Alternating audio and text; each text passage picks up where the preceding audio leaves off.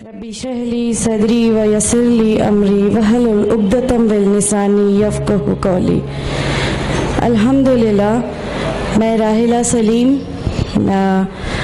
Doctor Mohammad Salim की wife हूँ। अल्हम्दुलिल्लाह हम लोग भोपाल से बिलोंग करते हैं। मेरे हस्बैंड ने पहले इस्लाम कबूल किया, एक जैन फैमिली से बिलोंग करते हैं। मैं अग्रवाल फैमिली से थी। मेरा पुराना नाम मानसी अग्रवाल था और मेरे हस्बैंड ने जब इस्लाम कबूल किया तो मेरे लिए मेरी लाइफ का बहुत एक शॉकिंग इंसिडेंट था। मैंने फ़र्स्ट टाइम किसी को पहली बार मैंने किसी को नमाज़ पढ़ते हुए देखा। मैंने अचानक ये अक्सर करके एक पर्टिकुलर टाइम होता था और ये घर से कहीं चले जाते थे और मैं इनसे पूछती थी कि आप कहाँ जाते हैं, तो ये रिप्लाई करते थे this is none of your business, you have to do your job. तो मैं भी खामोश हो जाती थी। बाकी मेरे फादर इन लॉ से अक्सर इनकी डिबेट और सब कुछ हुआ करता था, बट मुझे नहीं समझ में आता था कि ये डिबेट क्या है, ये लोग किस बात पे इतना ज़्यादा मतलब इनका डिबेट इतना एग्रेसिव मूवमेंट्स पे कैसे आ जाता है। तो बाकी फिर एक धीरे धीरे जब मुझे ये इस्लाम के पहले तो ये लोग नहीं बताए, बट फर्स्ट टाइम जब मैंने इनका फजर की नमाज़ थी और अचानक मेरी नींद खुली और मैंने इनको नमाज़ पढ़ते हुए देखा। मैंने इनसे पूछा कि आप क्या नमाज़ पढ़ रहे हैं, क्योंकि सिर्फ टेलीविज़न पे देखा था कि हाँ ऐसे जो करते हैं वो नमाज के एक्शंस हैं। मैंने इनसे पूछा कि आप नमाज़ पढ़ रहे हैं, इन्होंने कहा कि हाँ मैं नमाज़ पढ़ रहा हूँ। मैंने बिल्कुल देर नहीं की मेरे फादर इन लॉ को बताने में। मैं रूम से बाहर निकल के और मैंने सबसे पहले उनको बताया कि पापा जी आज ही इनको मैंने नमाज़ पढ़ते हुए देखा। तो उन्होंने मुझसे कहा कि ठीक है खामोश रहो, अभी किसी से कहना नहीं, हम देखेंगे क्या कर सकते हैं। अब वो जो मेरी लाइफ का मोमेंट था, वहाँ से मेरे को ऐसा लगा कि ये क्या हुआ, मतलब ये क्या कर रहे हैं, ऐसा क्यों कर रहे हैं, ये कहीं ये किसी ऐसे व्यक्ति से तो नहीं मिल गए जो इनको टेररिज्म की तरफ ले जा रहा है और ये ऐसी चीज़ों में तो नहीं इन्वॉल्व हो जाएंगे। एक बहुत बड़ा डर जो मेरे अंदर था वो, और on that time I was pregnant, तो मेरे को एक बहुत खलबली सी लगी रहती थी कि ये क्या चल रहा है, ये क्या चल रहा है। फिर धीरे धीरे करके जब मैं इनकी बुक्स वगैरह जो अलमीरा में रखी रहती थी वो मैं पढ़ने लगी और ढूंढने लगी। ये छुपा के रखा करते थे और मुझे जब भी कोई बुक मिलती थी तो फिर मैं उसको पढ़ने लगी।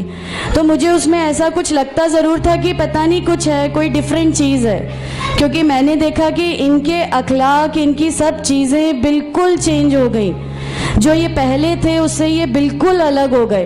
तो मुझे ऐसा पर्सनली लगता था कि इस प्लेटफॉर्म ने इनको ऐसा क्या दिया जो मेरे हस्बैंड को बिल्कुल चेंज करके रख दिया।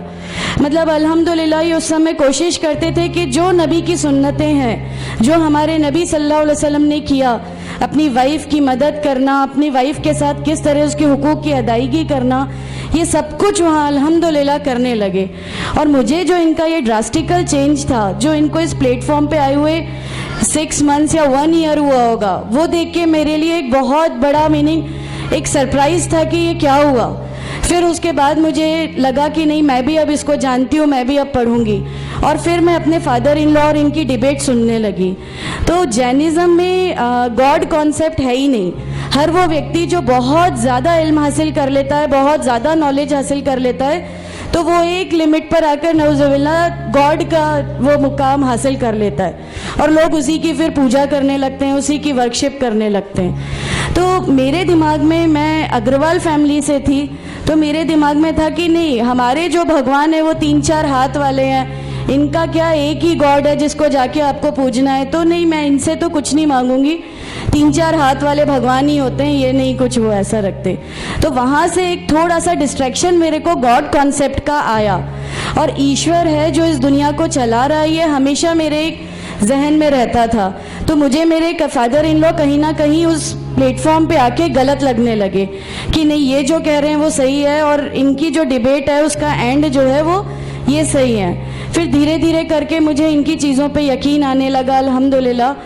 फिर हमारे एक फैमिली फ्रेंड है, उनके यहाँ ये मुझे ले गए। वहाँ पर किसी ने मुझसे कहा कि मैं बहुत बुज़ुर्ग हो चुका हूँ, कलीम सिद्दीकी शायद हैं, कलीम सिद्दीकी साहब है, मुझे उनका नाम ध्यान नहीं है अच्छे से। बट उन्होंने मुझसे कहा बेटा मैं बहुत बुज़ुर्ग हो चुका हूँ, मैं चाहता हूँ तुम कलमा पढ़ लो, मेरी ज़िंदगी रहे ना रहे, मैं आपसे मिलूँ ना मिलूँ, तो आप कलमा पढ़ लो। तो अल्हम्दुलिल्लाह मैंने कलमा पढ़ लिया। कलमा पढ़ने के बाद भी जब हम घर लौट रहे थे तो मैंने इनसे कहा कि मैंने सिर्फ अभी कलमा पढ़ा, अभी आप ये मत समझिएगा कि मेरे को सब समझ में आ गया और मैं इस चीज़ को मान लूँगी। इन्होंने कहा नहीं, तुम्हारी मर्ज़ी, किसी में कोई फ़ोर्स नहीं है। तो अल्हम्दुलिल्लाह अल्लाह ताला का एहसान है, उस कलमे की ताकत थी। और ये हमेशा कहते थे तुम्हें कोई दुआ मांगनी है तो तहज्जुद में मांगा करो, तहज्जुद का जो टाइम होता है वो बहुत कीमती होता है और उसमें अल्लाह ताला सबकी दुआएं कबूल करता है। इन्होंने मुझे एक दुआ सिखाई थी कि तुम एक दुआ मांगो कि या मेरे रब, अगर मेरा हस्बैंड गलत रास्ते पर है तो उसको सही रास्ते पे ले आ, और अगर मैं गलत रास्ते पे हूँ तो मुझे सही रास्ता दिखा दे। अल्हम्दुलिल्लाह मैं ये दुआ कंटिन्यू मांगती थी। एक बार मेरी नींद अल्हम्दुलिल्लाह तहज्जुद में खुली और बस मैं नॉर्मल जैसे एक ध्यान करते हैं वैसा मैं बैठ गई और अपने आप अचानक दिल चाहा कि बस सजदा करूं। मेरी ज़िंदगी का वो पहला सजदा था और उस बहुत लंबा सजदा था और उस सजदे में मैंने मेरे रब से क्या क्या मांग लिया मुझे भी नहीं याद है। और उस समय मुझे ऐसा फील हो रहा था जैसे अल्लाह ताला खुद मुझसे बात कर रहा है, अल्लाह मेरे सवालों का जवाब खुद दे रहा है। अल्हम्दुलिल्लाह बस उसके बाद तो ऐसा लगा कि नहीं, इस्लाम हक है और इस्लाम पे ही चलना है। उसके बाद फिर बहुत सारी परेशानियां लाइफ में आई, सब कुछ आया, बट अल्हम्दुलिल्लाह अल्लाह का एहसान है कि अल्लाह ताला ने हर परेशानी, हर चीज़ को ऐसे ले लिया कि हम लोगों को कभी एहसास ही नहीं होने दिया कि ये कोई परेशानी थी। ऐसा लगा कि अल्लाह की पूरी राह में हम लोगों को रिवार्ड ही मिलना है इस चीज़ का और अल्लाह हमें इसका रिवार्ड ही देता चला जाएगा। अल्हम्दुलिल्लाह बस उस समय से शुरुआत हुई थी दीन इस्लाम की। अल्हम्दुलिल्लाह आगे चल के परेशानियाँ, तकलीफ़ें हर रिवर्ट की ज़िंदगी में आती हैं, लेकिन मैं हर रिवर्ट बहन से ये कहना चाहती हूँ कि अल्लाह की खातिर आप लोग इस दीन में आए हैं, किसी और चीज़ के लिए नहीं आए। तो अल्लाह ही की खातिर इन परेशानियों को भी झेलिए, अल्लाह ही की खातिर झेलिए। अल्लाह ताला अगर आप लोगों से माशाअल्लाह, मैं जब घर से निकली, जब हमारे फादर इन लॉ ने हमें घर से निकाला, मेरे बच्चे की, छोटा बच्चा था, छोटे वाले की सिर्फ एक दूध की बोतल थी, इसके अलावा कुछ भी नहीं था। मैं जॉब करती थी, मैंने अपने छोटे बेटे को माँ के यहाँ छोड़ के जाया करती थी। मेरे मम्मी पापा बहुत ज़्यादा मतलब हम लोगों से डिटैच नहीं हुए थे, एक मोहब्बत थी उनको हमसे, तो उस मोहब्बत के कारण मतलब उन लोगों ने कभी हमारा उस लेवल तक अपोज़ नहीं किया जो इन लॉज की तरफ से आया। तो जब मैं मेरे मायके गई और मैंने अपने बच्चे को लिया और मैंने कहा कि माँ हमने वो घर छोड़ दिया, हमें उस घर से उन लोग निकाले, ऐसा करके माँ है बहुत रोई, तुम लोग क्यों ऐसा कर रहे हो, क्या करोगे, कैसे रहोगे, दोनों छोटे बच्चे हैं, क्या होगा।